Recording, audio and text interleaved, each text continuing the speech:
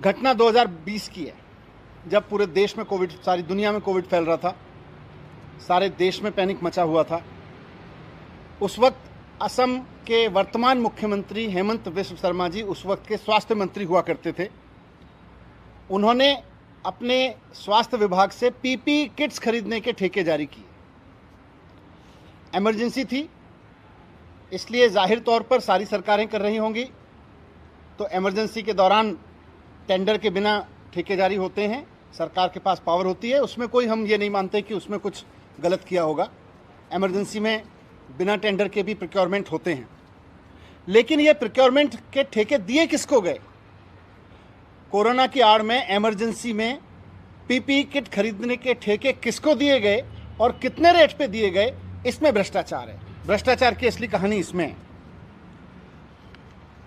अब के मुख्यमंत्री और तब के स्वास्थ्य मंत्री और भारतीय जनता पार्टी के बड़े नेता हेमंत बिस्व शर्मा जी ने ये ठेके दिए अपनी पत्नी की कंपनी को और अपने बेटे के पार्टनर्स की कंपनी को और अपनी पत्नी के बिजनेस पार्टनर्स की कंपनी को।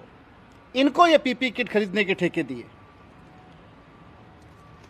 बीजेपी के जो नेता हैं हेमंत बिस्व शर्मा जी, उनकी पत्नी एक कंपनी चलाती हैं, उसका नाम है जेसीबी इंडस्ट्रीज।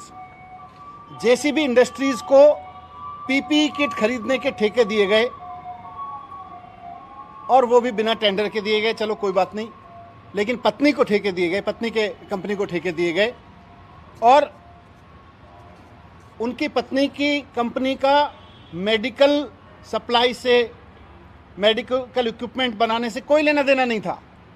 लेकिन अर्जेंसी की आड़ में अपनी ही पत्नी की कंपनी को पीपी किट सप्लाई करने का ठेका भारतीय जनता पार्टी के स्वास्थ्य मंत्री और अब के मुख्यमंत्री हेमंत बिस्व शर्मा जी की सरकार द्वारा दिए गए उस वक्त। और इसमें सबसे बड़ी दिलचस्प बात यह है कि उस वक्त सरकार एक और कंपनी और अन्य कंपनियों से 600 रुपये में पीपी किट खरीद रही थी। प्रति पीपी किट 600 रुपये में खरीदती थी। लेकिन भारतीय जनता पार्टी के नेता की पत्नी की कंपनी थी, स्वास्थ्य मंत्री और अब के मुख्यमंत्री जी की पत्नी की कंपनी थी, इसलिए जो पीपी किट सरकार को 600 रुपये में मिल रही थी, इसलिए पत्नी की कंपनी को ठेका दिया गया 990 रुपये प्रति किट के ठेका दिया गया।